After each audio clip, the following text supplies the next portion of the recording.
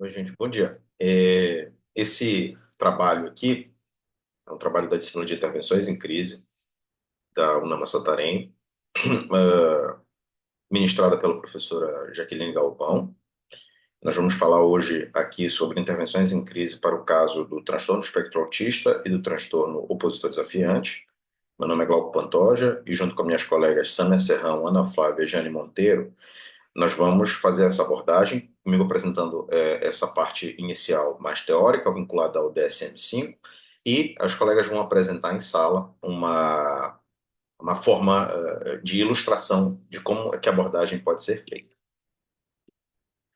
Em primeiro lugar, né, eu queria dizer para vocês que eu vou fazer a descrição resumida dos transtornos, tá? Até porque se você quiser parar, né, se tem um vídeo, você para e dá uma lida, tá tudo aqui do DSM-5. Eu copiei, né, Ctrl+C, Ctrl+V do DSM-5 para você poder ler os critérios diagnósticos ipsis literis, tá? Ou seja, tal qual está escrito lá. Então, o primeiro critério do transtorno opositor desafiante, ele é um humor raivoso ou irritável, um comportamento questionador ou desafiante e uma índole vingativa durante 6 meses, tá? Pelo menos, com pessoas que não seja o irmão. A gente sabe como é que funciona a convivência em família. Muitas vezes a gente pode ter esses conflitos aí na forma de tretas entre irmãos.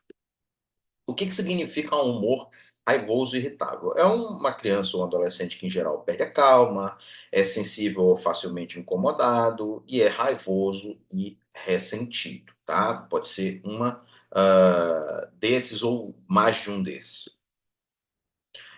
Um comportamento questionador ou desafiante, o que isso significa?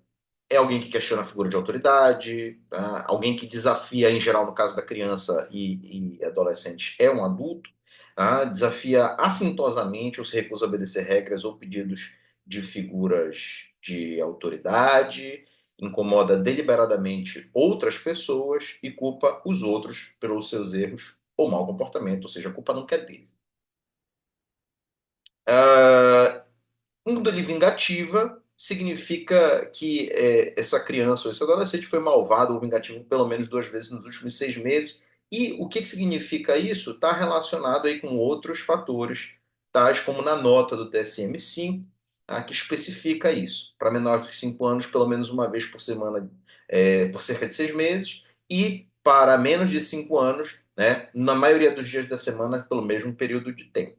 Tá certo? A propósito, o transtorno de oposição desafiante, ou opositor desafiante, ele é mais diagnosticado em meninos do que em meninas. Isso é coerente, tá, com um dado de uma revisão da literatura que tenho feito sobre habilidades sociais, que mostra que os meninos costumam ter mais problema de comportamento do que as meninas. Mas aqui nesse nível é algo que está além, tá, do nível de problema de comportamento per se. Tá? Ou seja, o problema de comportamento ele pode ser clínico, mas não ser um transtorno. Tá certo?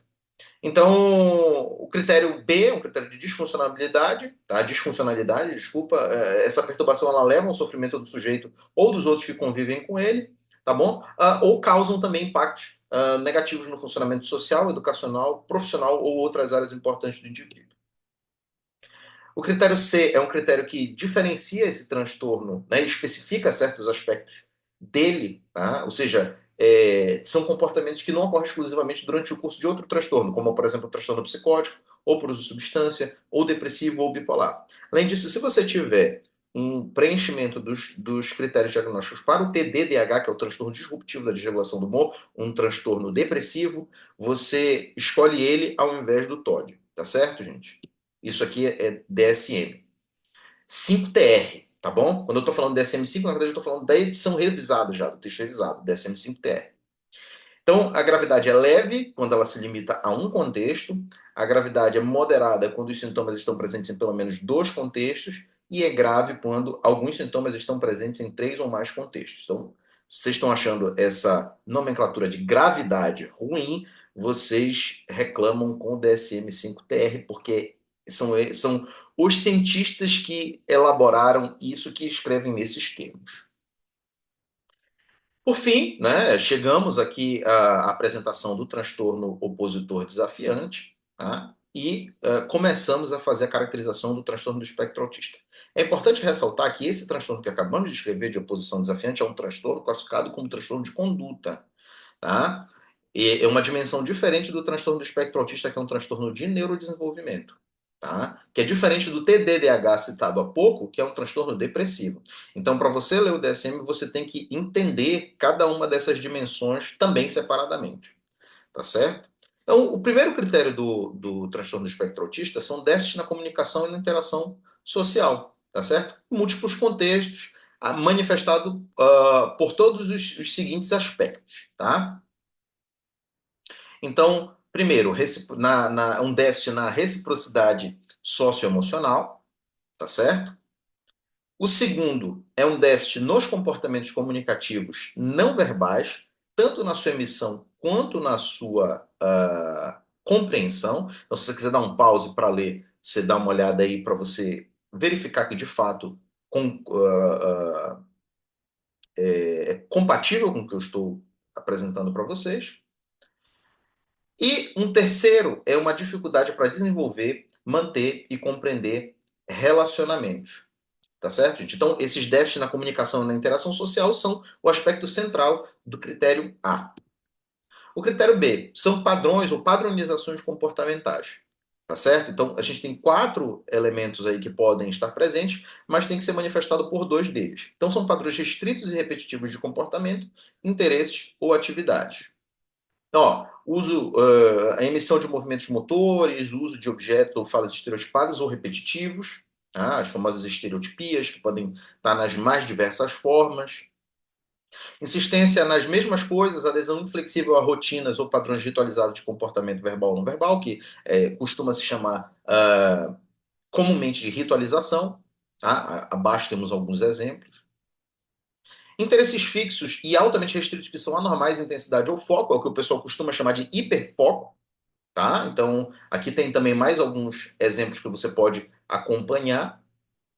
E a hiper ou hiporreatividade, tá? Uma resposta alta ou muito baixa, muito intensa a estímulos sensoriais ou interesse incomum por aspectos sensoriais do ambiente. Tá certo? Em geral, isso é muito comum nos TEA, nas pessoas do transtorno do espectro autista, que precisam de abafador de ouvido ou se incomodam muito com luminosidade. O surgimento. Os sintomas eles devem estar presentes precocemente no período de desenvolvimento. Aí tem uma nota também interessante no DSM, porque pode ser que eles não se manifestem, tá? Até que as demandas sociais excedam a capacidade limitada para lidar com elas, ou elas podem ser mascaradas por estratégias de aprendizagem que são obtidas mais tardiamente na vida, que é o que o pessoal costuma chamar de masking ou mascaramento. Disfuncionalidade, né? Como todo transtorno, tá? Ele tem que esses sintomas eles têm que ter um prejuízo clínico, clinicamente significativo no funcionamento social, profissional ou em outras áreas de relacionamento interpessoal, etc, do sujeito, família. E o critério E, que é de diagnóstico diferencial, tá?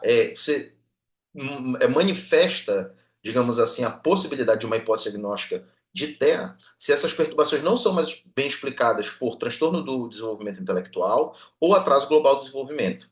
Tá? Comorbidade.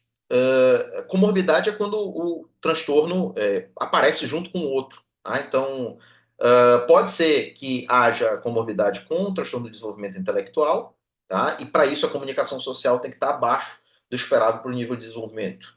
Tá certo, gente?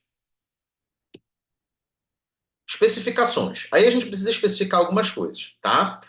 Que é a gravidade atual com base em prejuízos na comunicação social e padrões de comportamento restritos e repetitivos, e aí tem o apoio muito substancial, que é o que o pessoal costuma chamar de nível 3 de suporte, um apoio substancial, nível 2 de suporte, e exigindo apoio no nível 1 de suporte, tá certo?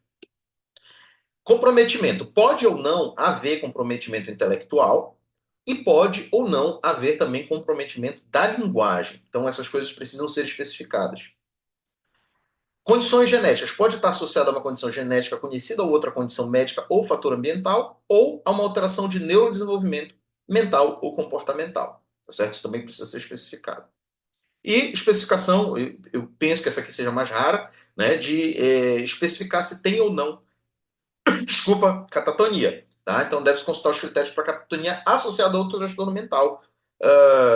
Por exemplo, né, a esquizofrenia também é um transtorno que tem essa condição. Então, referências, aqui nós temos o DSM-5-TR, traduzido aí pela Artimed. Forte abraço, tudo de bom a todos. E todas e todos.